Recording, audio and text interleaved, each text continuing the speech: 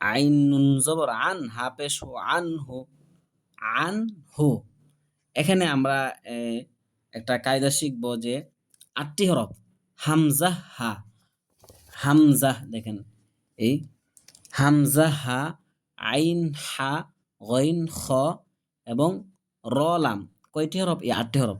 হামজা হা, আইন হা, গইন খ, এখানে 6টা, আরেকটা হচ্ছে র লাম। এই যে 8টি হরফ আছে, এই 8টি হরফ এখন আমরা পড়াতে যাই।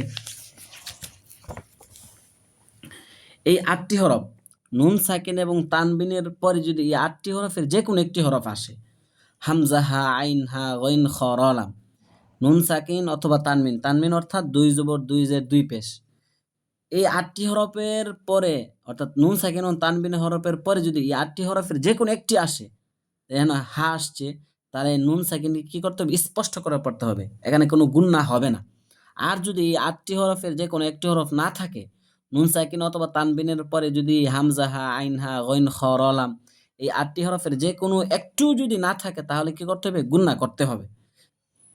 এখন এটা কি সামনে আসতেছে, আমরা দেখাই দিব। যেমন এখানে সব ইখফা, এখানে সব ইজহারের গুণাগুলো, যেমন এখানে আছে আন, নুন সাকিনের পরে কি আসছে? ফা আসছে। তো এখন আমি কি বলেছি? নুন সাকিন অথবা তানবিনের পরে যদি কি ওই 8টি হরফের যে কোনো একটিও না আসে, তাহলে গুণনা করতে হবে। আর ওই 8টি হরফের যে কোনো একটি যদি আসে, তাহলে স্পষ্ট করে পড়তে হবে, অর্থাৎ গুণনা হবে না।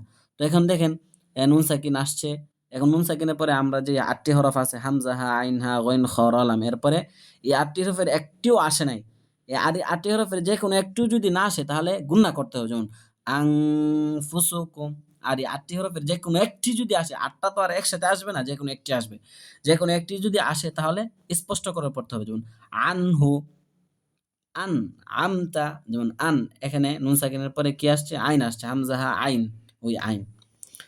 তাহলে আমি কি নিয়মটা কি বলেছি আবার বলতেছি, নুন সাকিন অথবা তানবিনের পরে যদি হামজা হা, আইন হা, গইন খ, র লাম, এই 8টি হরফের যে কোনো একটি যদি আসে, তাহলে স্পষ্ট করে পড়তে হবে, অর্থাৎ গুণনা হবে না। আর এই 8টি হরফের যে কোনো একটিও যদি না আসে, তাহলে কি করতে হবে? গুণনা করতে হবে। আপনার এই নিয়মটা জানলে আপনার কোরআন শরীফে কোন জায়গায় গুণনা হবে এবং গুণনা হবে না, শুধু এই একটা নিয়ম জানলে আপনি যে কোনো কোরআন শরীফে যে কোনো গুণনা ধরতে পারবেন, যে এখানে গুণনা করতে হবে, এখানে স্পষ্ট করে পড়তে হবে। শুধু এই 8টি হরফ আপনি আবার ভালো করে মনে রাখেন, হামজা হা, আইন হা, গইন খ, র লাম, এই 8টি হরফের যে কোনো একটি যদি আসে, তাহলে স্পষ্ট করে পড়তে হবে, অর্থাৎ গুণনা হবে না। আর এই 8টি হরফের যে কোনো একটি যদি না আসে নুন সাকিন অথবা তানবিনের পরে, তাহলে কি করতে হবে? গুণনা করতে হবে। তাহলে আমরা এখন দেখি, এই নুন সাকিন আসছে, তারপরে আমরা যে 8টি হরফের যে কোনো একটি হরফ আসছে, হা আসছে, এই কারণে এখানে স্পষ্ট করে পড়তে হবে। আইন নুন জবর আন, হা পেশ হু, আনহু। মিম আলিফ জবর মা, জবরের পরে খালি আলিফ, এক আলিফ টান দিতে হবে। মা, লাম পেশ লু, হা উল্টা পেশ, উল্টা পেশ হলে এক আলিফ টান দিতে হবে। মা লু হু। আবার এখানে নুন সাকিনের পরে কি আসছে? আইন আসছে। আইন, এই 8টি হরফের যে কোনো একটি।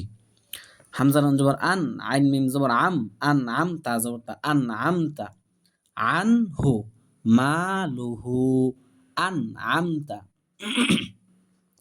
মিম নুন জের মিন, নুন সাকিনের পরে হা আসছে, এটা হচ্ছে 8টি হরফের যে কোনো একটি হরফ। মিন, হাবে, হা বা জবর হাবে, লাম লাম জের লিল, মিন হাবে লিল, ওয়াও জবর ওয়া, র ইয়া জির রি, ওয়ারি দাল জের দি। এখন এই ওয়াকফের আগে সবসময় সাকিন দিতে হবে, যদি 2 জবর না থাকে, তাহলে ওয়ারিদ। আর জেরের পরে জজমলায়, তারপরে ওয়াকফ 3 আলিফ টান দিতে হবে। ওয়ারিদ, আনহু, মালুহু, আন আমতা, মিন হাবে লিল, ওয়ারিদ।